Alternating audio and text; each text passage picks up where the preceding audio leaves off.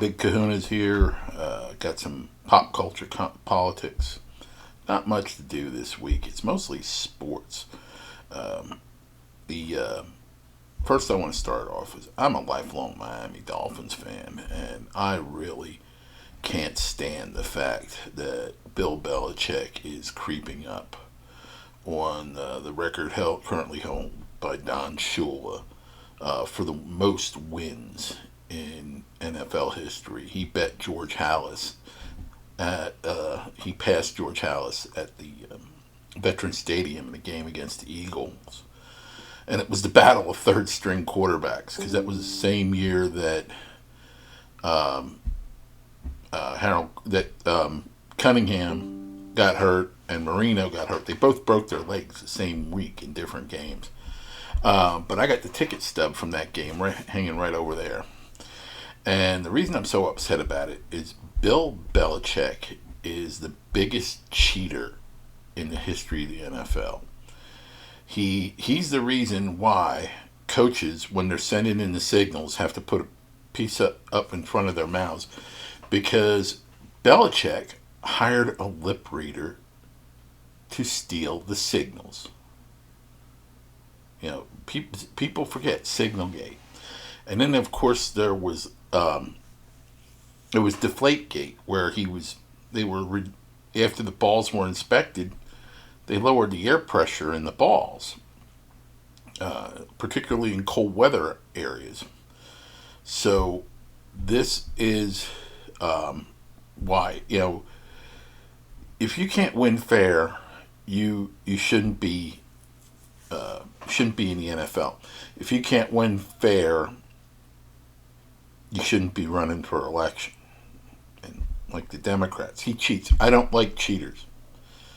And Bill Belichick is a damn cheater.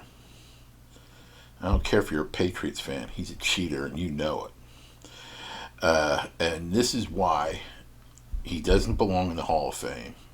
And there should be a great big giant asterisk right next to his number of wins and his Super Bowl championships.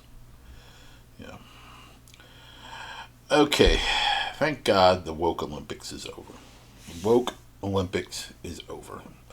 There were some outstanding performances and outstanding moments, even though the Olympics was so woke. I mean, oh God, why can't I remember?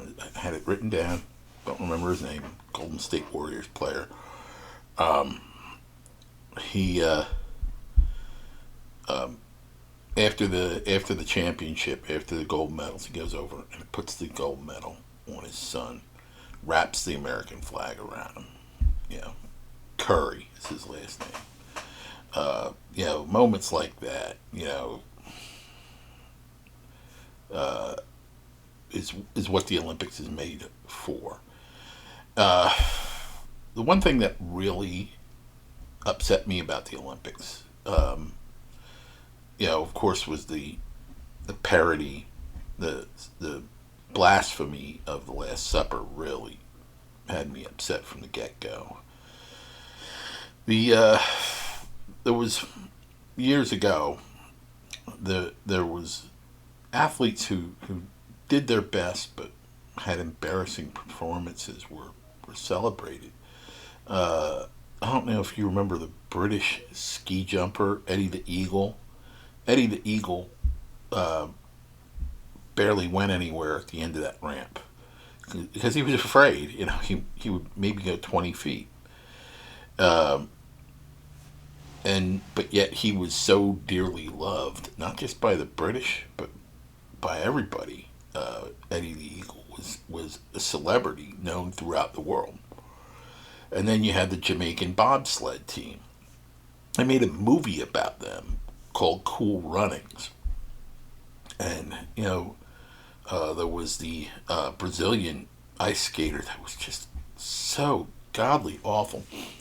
And here, other skaters um, tutored her so that she would have better performances. That kind of sportsmanship in the middle of that competition is what the Olympics was. was all about. And it made a turn, a disgusting turn, unfortunately, and that's because it was taken over by liberals.